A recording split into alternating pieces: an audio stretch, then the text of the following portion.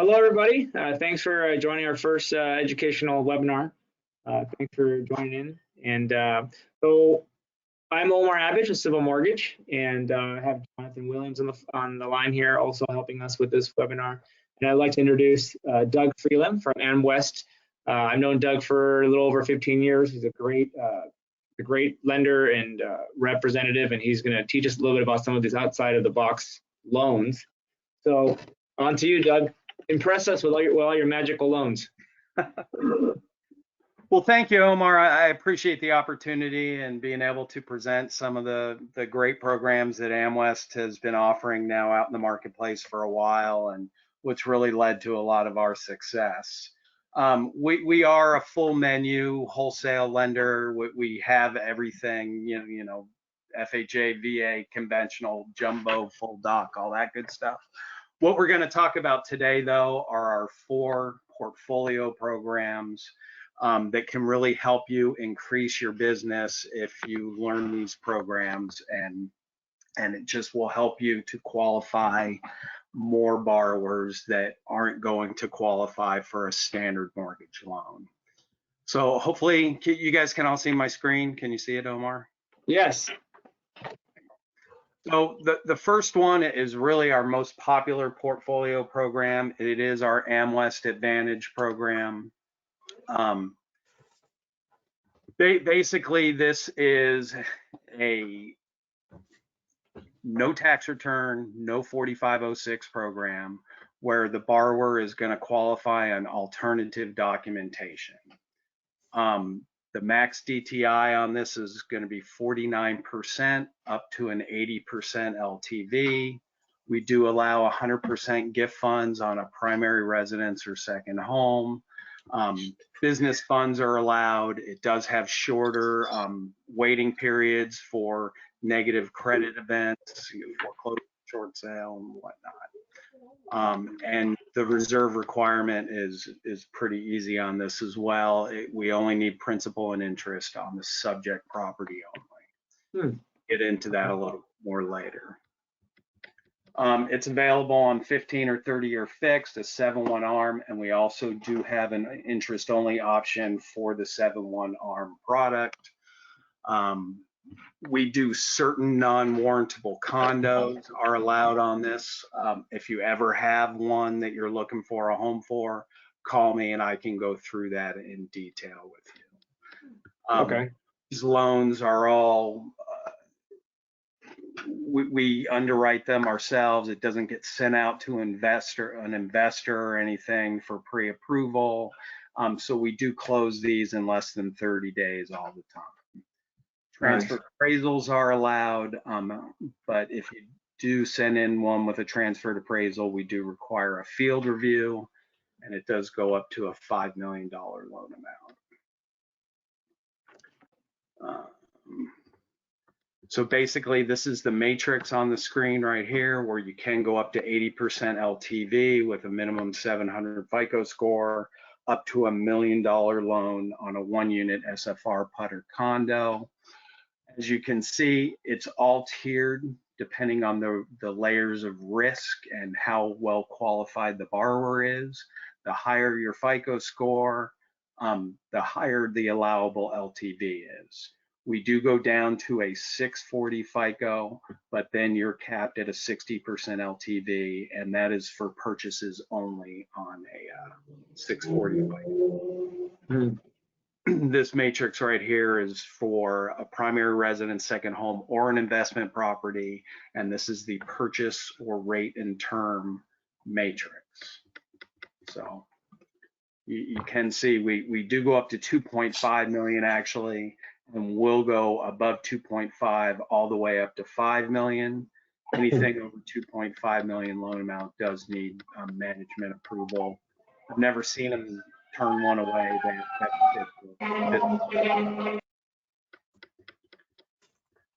We have also just opened this program up to go above 80%.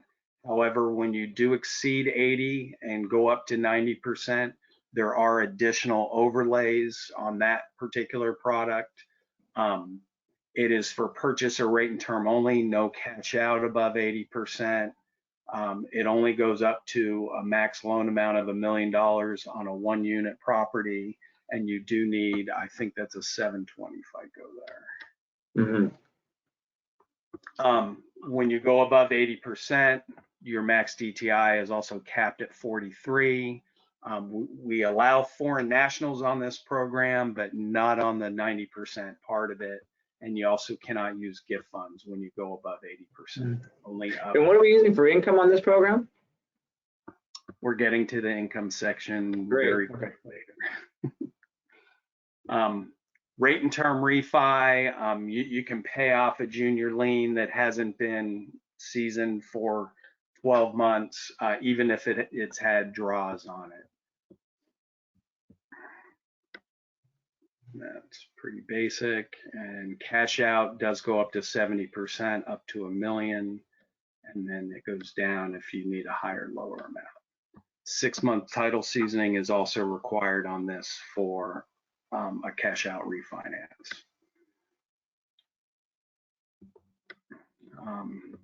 Credit requirements, they do need a minimum of 2 FICO scores and 3 trade lines with a minimum 12 months rating is required, and they can be open or closed. Disputes, collections, I don't think we really need to go into all of those details.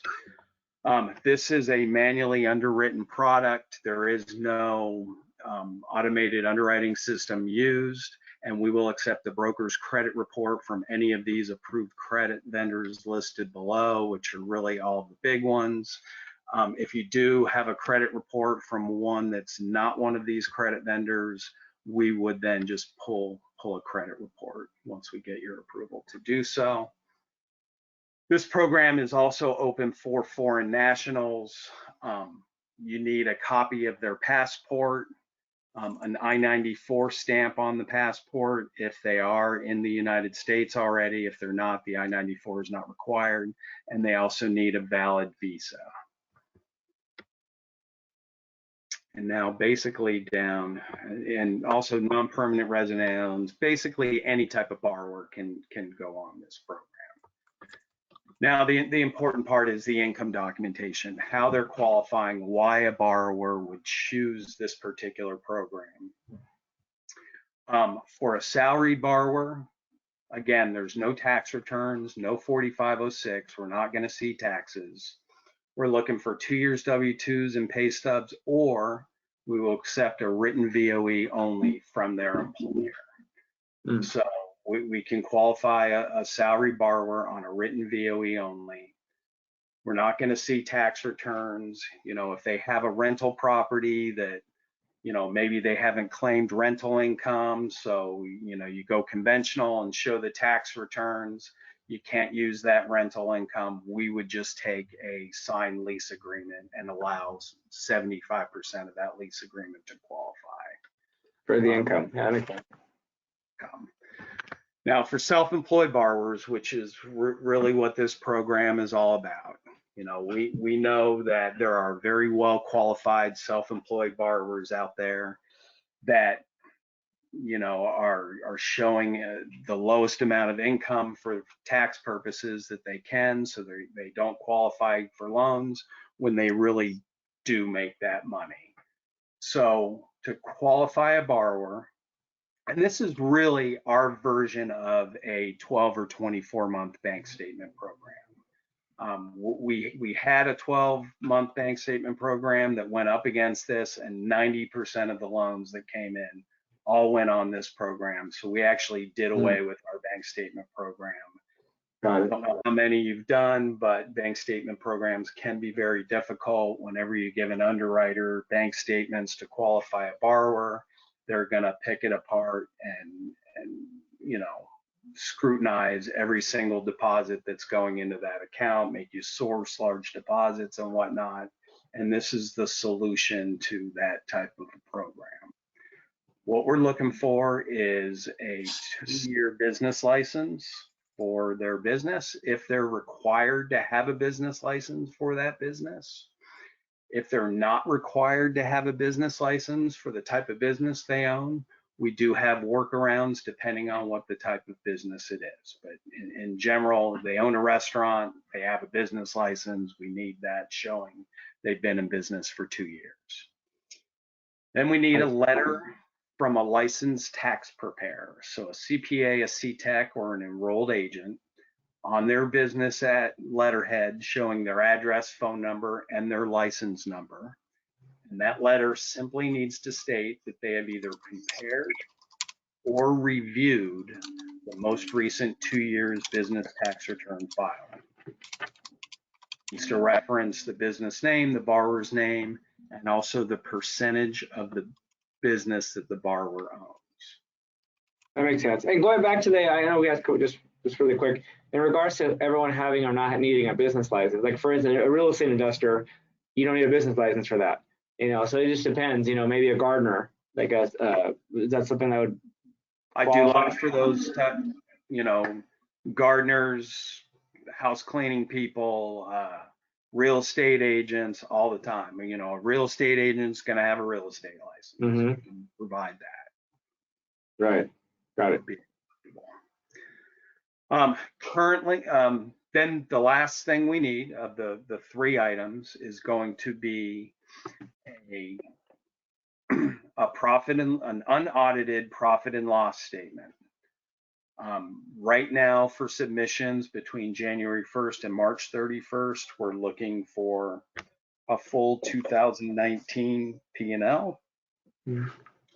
From April 1st to June 30th, we need a 2019 P&L plus year to date. And then after July 1st, we just need a current year P&L covering the most recent 12-month period. That P&L, you do have a couple of options from that point. Option number 1 is that it's signed by the tax preparer who wrote the letter, the previous stated letter. If that P&L is signed by them, then you do not need any other supporting documentation. If you run into an issue where the tax preparer won't sign the P&L, we do allow it to be borrower prepared and signed. However, in that case, we then need 2 months supporting bank statements. And again, if you're supplying bank statements for income qualifying purposes, we're going to be looking carefully at the deposits, totaling those up, and any large deposits do have to be sourced. So having a CPA that will sign that is kind of key to this program. If you do have a foreign national, they're going to basically follow the same guidelines, income requirements as previously stated. The CPA letter and P&L does all need to be translated into English. Makes sense. Here it talks about our borrower prepared P&L. So if the P&L is signed by the borrower, if they give us both personal and bank statements, we're going to use 100% of the deposits from the personal and 50% of the deposits from the business. If you just give us either personal only or bank statement only, we're going to use 50% of those deposits.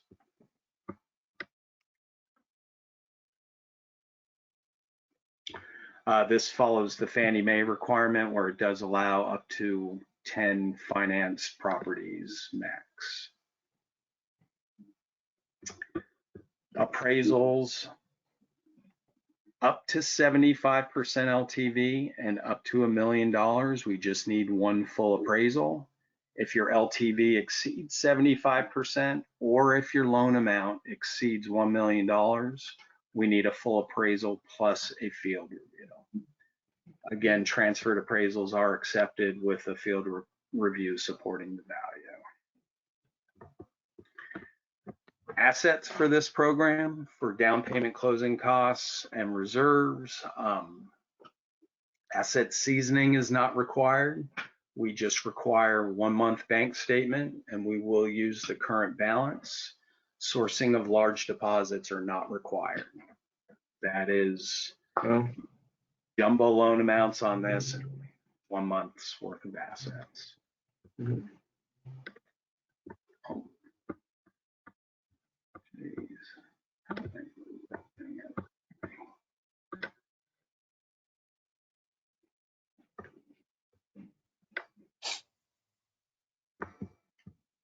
Reserves for this program, we need 6 months principal and interest for the subject property only, up to 70% LTV and up to $1 million loan amount. If you either exceed 70 LTV or exceed a $1 million loan amount, we then need 12 months principal and interest for the subject property only. You can use stocks, bonds, mutual funds, a cash value for a life insurance policy, vested retirement accounts. You can use cash out proceeds if you're doing a cash out loan to fulfill the reserve requirement. And again, the reserves are only for the subject property. You can also use gift funds on primary residence or owner occupied for the reserves, in which case they do need to deposit the money into the borrower's account prior. We also allow business funds to be used for funds to close. Gift funds, again, up to 80% allowed on a primary residence or a second home. There is no minimum contribution from the borrower's own funds required. They can use all gift funds for down payment, closing costs, and reserves. And it just needs to follow the Fannie Mae gift funds requirement, where gift letter from a legal relative or blood relative.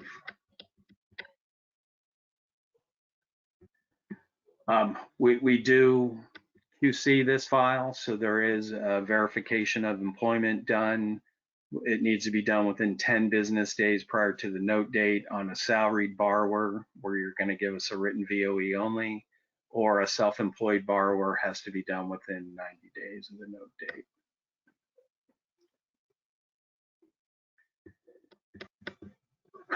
Non-arm's length transactions, you know, that, and there's also an at interest transactions. If you have multiple people or people that are doing multiple things, you know, if you're a loan originator and the broker, if you're the selling agent and the loan originator, run it by me, because some things are allowed, some things are not.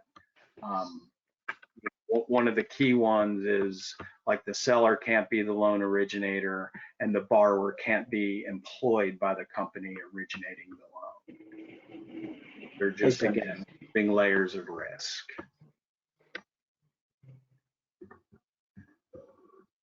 For sale by owner transactions are allowed.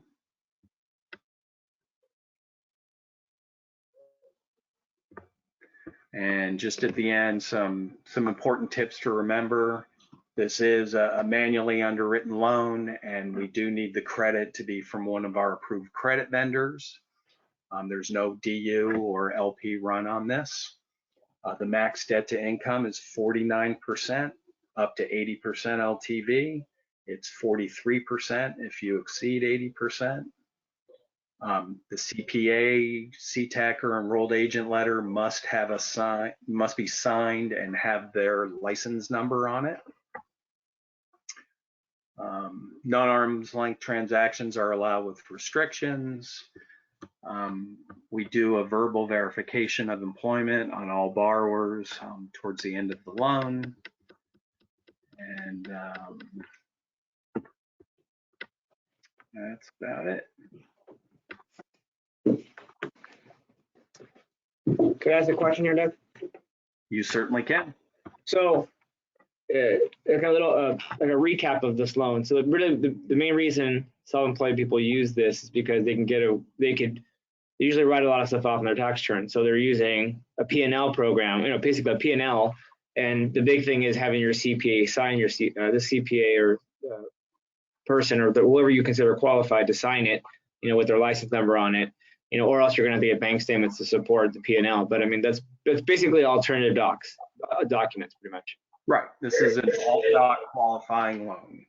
Somebody that's not going to qualify for, you know, a conventional or a jumbo loan because they're not showing enough income on their tax return. So no tax returns are 4506 required. Like I said, if there are things like rental income that's not showing on their taxes, so they can't use it, this would be an alternative program. Or if you're just not showing enough income to qualify, this is really what borrowers, you know, are going into. I have a lot of brokers that, you know, put a lot of people in this type of situation over the years into hard money loans. They go back and research this. You know, anybody that has a high interest rate that's in some type of an alternative program like that, you can refinance them and get them into a better position with this program because the rates, again, are pretty strong. Makes sense. Okay. Anything else, Omar, or you want to move on to the next one? Yeah, so what's your rate? Like, you know, I know it's based on FICO score. So what is the range for rates on something like this? So the range are going to be from like 4.875 up to like 6.5, and kind of depending on FICO score, you know, how much, you know, are you trying to get rebate to cover, you know, any type of adjustments. A higher qualified borrower is generally going to get usually into a low fives type of a rate. Yeah, that makes sense. And so you can go borrower paid, or that makes sense. You can go borrower paid or get paid, correct. Very cool. And I think, I don't know if anyone has questions on the webinar, feel free to just address it on your chat screen or question screen, and we can definitely get to it. We go from there. But yeah, everything looks good, Doug. Thanks for clarifying that. Okay. So the next one we have is the Investor Advantage program. This one is for investment properties only. This again is another no doc qualifying loan. There's no tax returns, no 4506. There is no employment or income even listed on the 1003 for this program. The borrower is going to qualify on the debt coverage ratio only of the subject property. So basically how that works is, you know, on a purchase, we're going to take the rental survey from the appraisal, and the PITIA of the property needs to be less than what the rental survey is, and the borrower qualifies. The payment of the property just cannot exceed what that rental survey comes in at. On a refinance, we're going to use the lesser of the rental agreement or the rental survey that's done through the appraisal. And as long as that covers the payment, the total payment of the property by at least 100%, the borrower qualifies for the loan. So again, this is a pretty easy loan to do because there's no employment or income listed, there's no DTI calculated, there's no tax returns.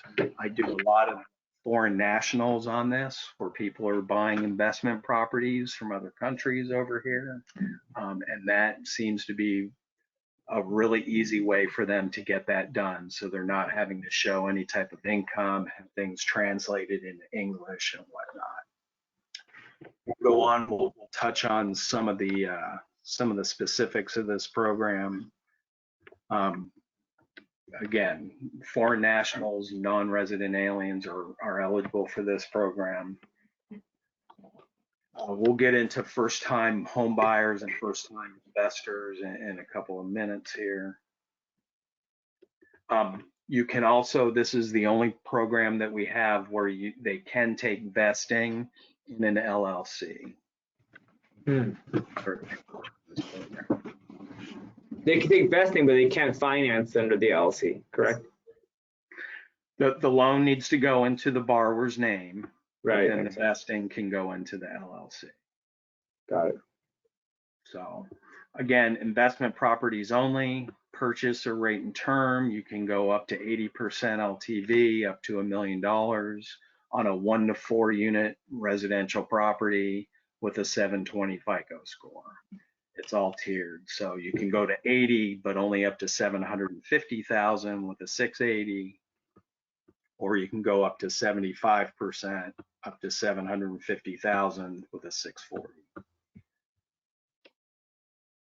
We also offer cash out on this. The LTVs are just slightly lower. You can go up to 750,000 to 75% LTV with a 720 score. Again, it's all based on risk. No employment or income listed on the 1003. On a purchase, obviously, I already explained that you're going to use the rents from the comparable rent schedule from the appraisal.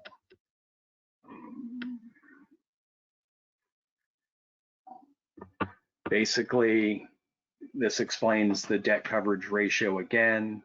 You're going to use the note rate to calculate the PITIA of the property, and you need the rent, the gross rent that we're going to use to cover the total payment of the property by at least 100% to qualify the borrower.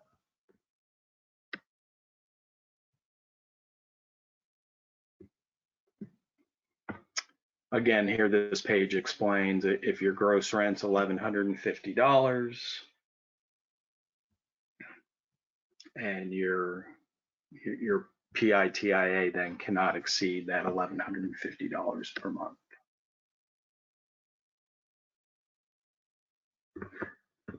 So if you are a first-time investor, so you own a principal residence or a primary residence, and you have a minimum of a 12-month mortgage rating on that current primary residence, you can go onto this loan with a 5% LTV reduction. If you are a first-time home buyer, which means you haven't owned a residential property within the past 3 years, you can still go on this as long as you have at least a 6-month history of managing like a commercial or residential investment property. So, you know, I've had people that don't own any residential properties, but they own a commercial real estate business where they've managed that for at least 6 months. They've been able to go on this program. But you cannot be both a first-time investor and a first-time home buyer. This is really meant for real estate investment people. Again, we're gonna take a broker's credit report from our approved credit vendor list. The borrower needs 3 minimum trade lines to qualify, unless they are a foreign national.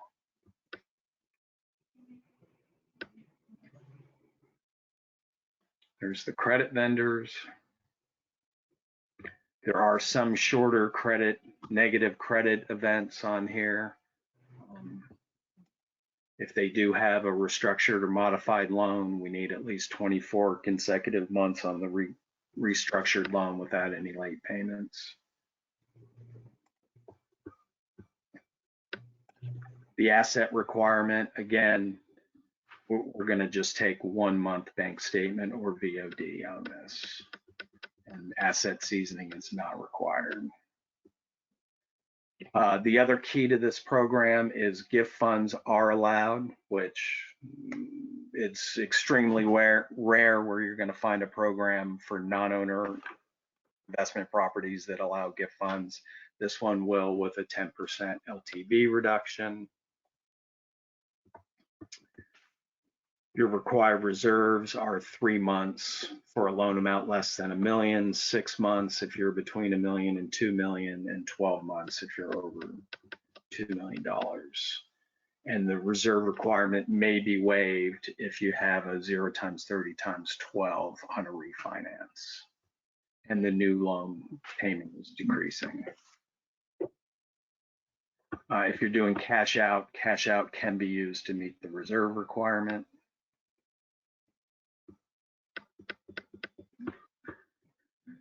Let's see.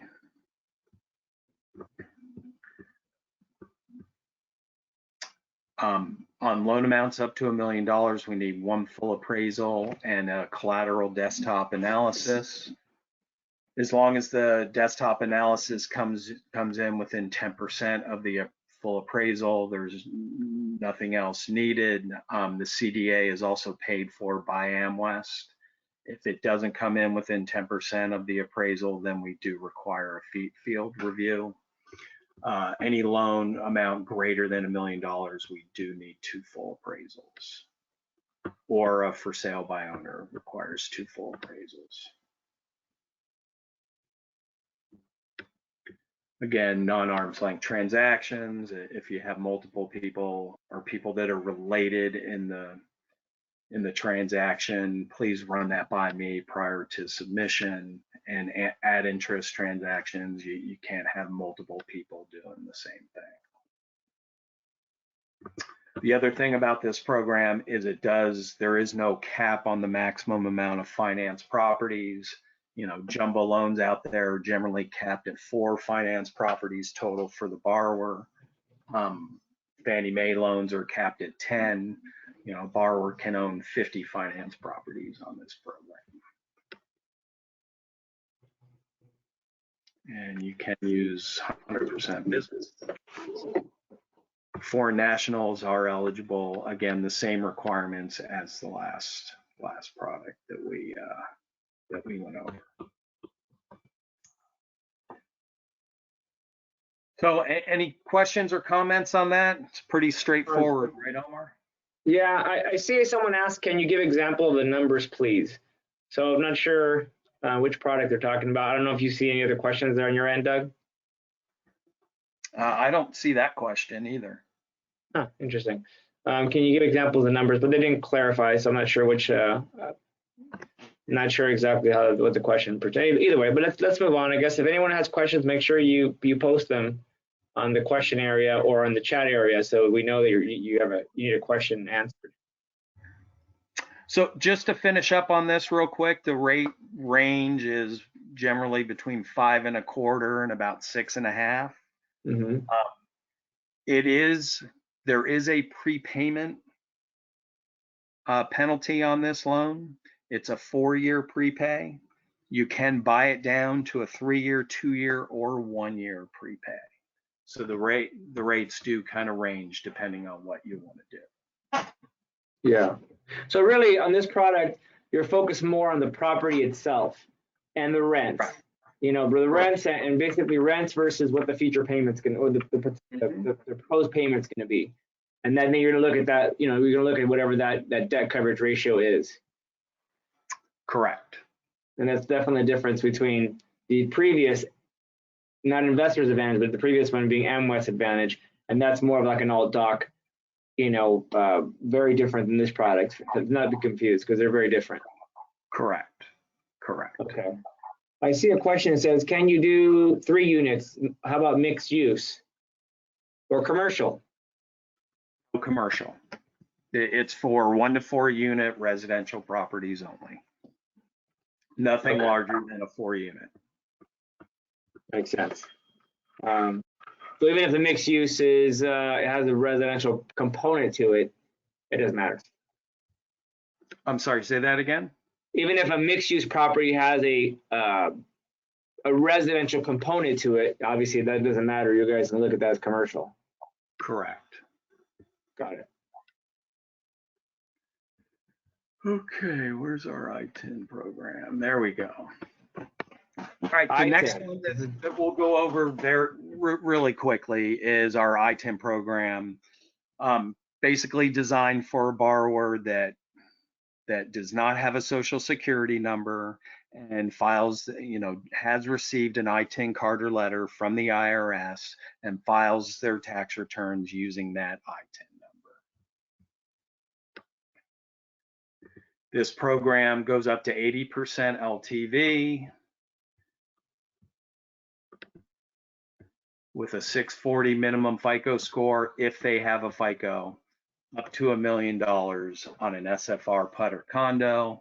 You can do units up to 75% LTV. You can also go up to 65% on an investment property. So up to 80 is on a primary residence or second home only. On a purchase or rate and term, cash out is up to 75. Makes sense. Basically, how this works is that this is now a full doc loan. So it's a full doc loan that is manually underwritten. The max DTI is going to be 43%. Same deal where we accept the broker's credit report as long as it comes from one of those, it's like 9 approved credit vendors. To be an eligible borrower, you must possess a valid I10 card or IRS I10 letter and a valid passport for from their home country. An EAD card is not required. You can have a co-borrower with a social security number. So how this works is the investor is wants to make sure that this is a true I10 borrower and that they do not have a social security number. For a salary W-2 wage earner. Obviously, this is a full doc loan. So generally, if they have a wage earner job, that company that has hired the borrower generally requires them to have a social security number. So if you give us W-2s and pay stubs, an incorrect social security number generally shows up on those documents. So one of the keys to this program is if you're doing a loan for a wage earner, you want to get a written VOE only and make sure that the employer does not reference any type of a social security number on that written VOE. They can reference the I10 number on that written VOE if they desire. We just do not want to see a social security number on any of those documents, so you would submit the written VOE only, and then we would execute a 4506 for the tax returns. We just wouldn't want to see the pay stubs or W-2s if they're referencing a social security number. Many times a credit report will also reference an incorrect social. If that is the case, the borrower just needs to write a simple letter of explanation stating that they do not have a social security number and that they file their tax returns using their I10 number. Their credit report must be run using the I10 number.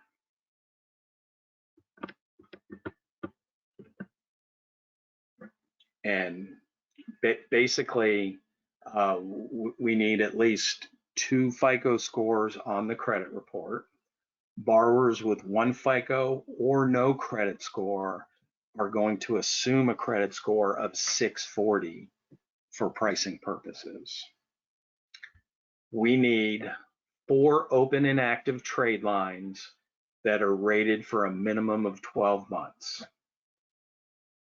If they do not have that on their credit report, they can use non-traditional trade lines to make up either all or part of that 4 trade line requirement.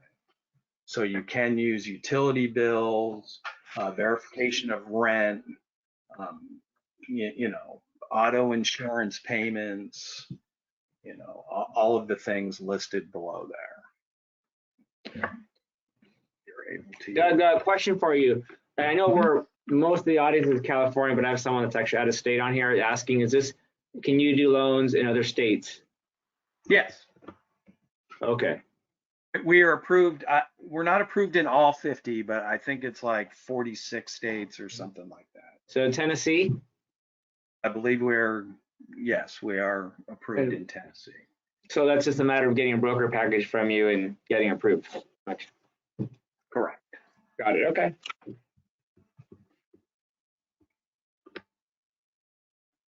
So, and just to go on about the I10 program, it's a full doc loan. The main things on this are that, you know, the credit trade line requirements that they have that, and then making sure that a social security number doesn't show up on any of the documents that are submitted. Besides that, it's doing a regular full doc loan. Again, for assets, we will accept 1 month bank statement or a VOD. Got it. We have a question, Doug, in regards to I10. Can you do an I10 buyer with a W-2 cosigner? So yes, you can have a cosigner. Well, you can't have a non-occupying cosigner. You can have a co-buyer that's on there that has a social security number. So your main borrower can be the I10 borrower that does not have a social. And then let's say the wife is also going on the loan but has a social security number. Yes, she can go on the loan. But a non-occupant co-borrower is not allowed on this program. Got it. So this is basically I10 people are going to qualify for the most part full doc, you know, but there's just overlays like, you know, like we're talking about here, you know, or maybe different than just Fannie Mae or Freddie Mac, but basically, when we're talking about my highest LTV is 80%. Well, Fannie or Freddie require a social security number. Right. Do you require 2 years of you require 2 years of taxes being filed in this case? Yes. Here in the U.S. Okay. Correct. Makes sense. So, and what about rates? That sums it up pretty much for the I10 program. Rates are going to range from 6.5 to 7.5. The sweet spot is usually in the high 6s. On the high 6s, yeah, I would say so. And then I have a question. To be clear, I10 loans require a minimum 20% down, and pretty much 20 or more, depending on the FICO, right? So. Correct. It was on a purchase or rate and term of a primary residence or second home. It does go to 80% LTV. Got to it. $1 million loan amount, as long as it's an SFR PUD or condo. If it's units, then it's capped at 75. Cash out only goes to 75 or 70 if it's units. Makes sense. Okay. All right, one last program to go, which is a real interesting one. So the AmWest Advantage, or the Easy Advantage program. Basically, this is a low LTV product for a borrower that has a large asset that they can use as opposed to having qualifying income. This program only goes to 60% LTV. It does go all the way up to a $5 million loan amount, and your required minimum FICO score is 640 on, and all that is for SFR, PUD, condos, townhomes, and units up to 4 units, all residential properties. Basically, what this is designed for is for a borrower that maybe no longer or doesn't currently have the income or can show income, but has an asset that they can qualify off of. What they need to qualify is they need 60 months of coverage on the payment.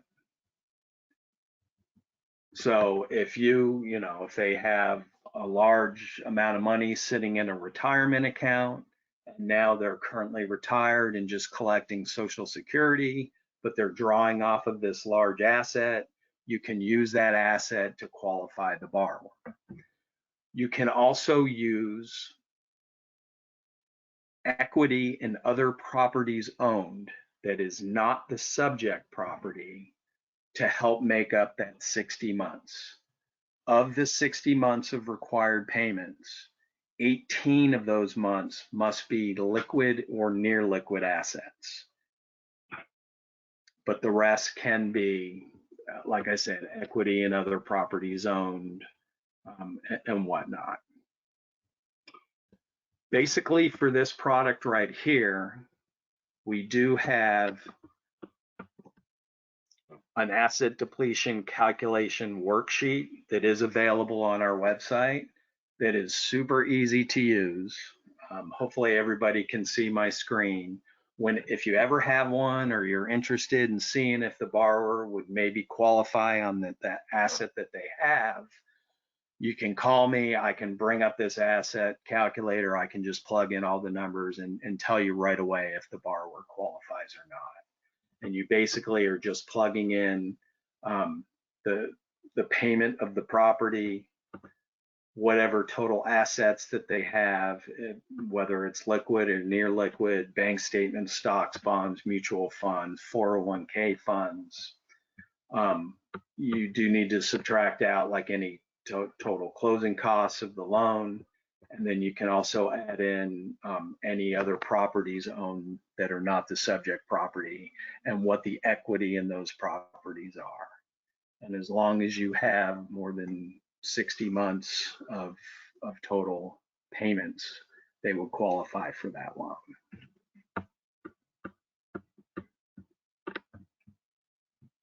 Any questions on that one, Omar? So who would you say this is like this type of program? Because obviously it's 60% is a max LTV, is that right?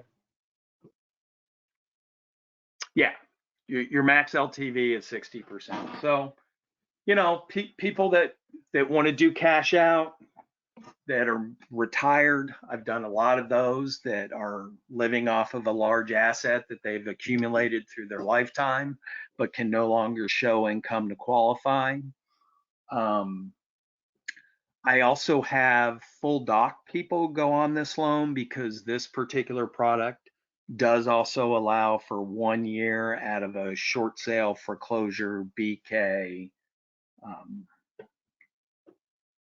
you know, out of a negative credit event. They only need 1 year out of that.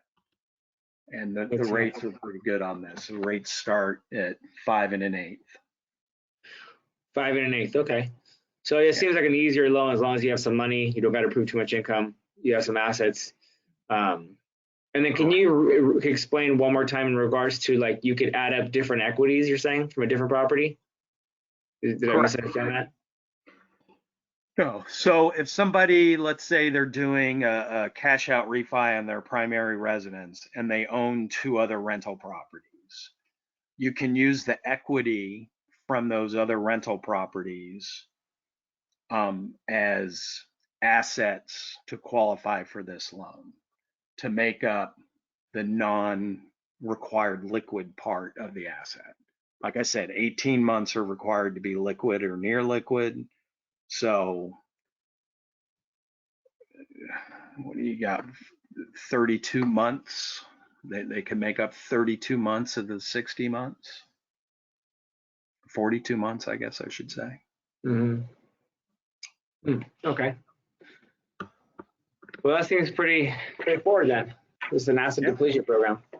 Correct. It's a true asset depletion program. These are definitely outside of the box type of loans that you don't hear about too much. You hear bank statement, but this one's completely different, especially the P&Ls. You don't hear that very often, or just the investor's advantage was just focusing on the property. You hear that on the commercial world, not in the residential world. So that's definitely a pretty cool niche that you have there. Definitely. And like I said, the most popular program that probably now is running about 40% of my business is the first one we talked about, the AmWest Advantage, where a self-employed borrower is going to qualify with the unaudited P&L, or even for wage earners just doing a written VOE only with no tax returns. I do a ton of those loans.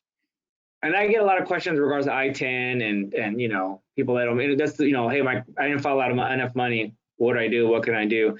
And I tell everyone that really these are not low down payment programs. You're going 20% or more most of the time, and your rates are not going to be the the best of the best rates, usually like 1% higher, something like that. I just kind of tell people, but the good news is that there is options, and people don't know about it. It's not a forever loan. It's more like a Band-Aid, and hey, maybe the following year you claim enough money. It just depends, but at least you can get your purchase done or cash out and pay some debt off. And so it's definitely a good loan to solve an immediate problem.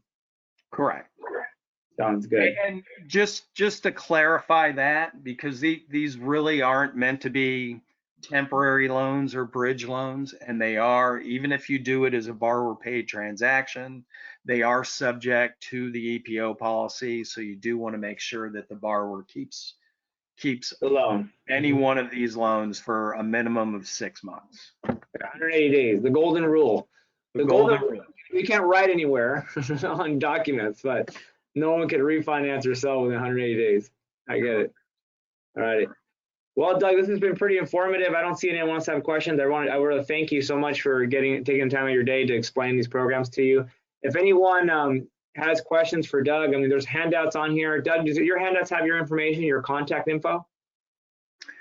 Actually, I don't think they do.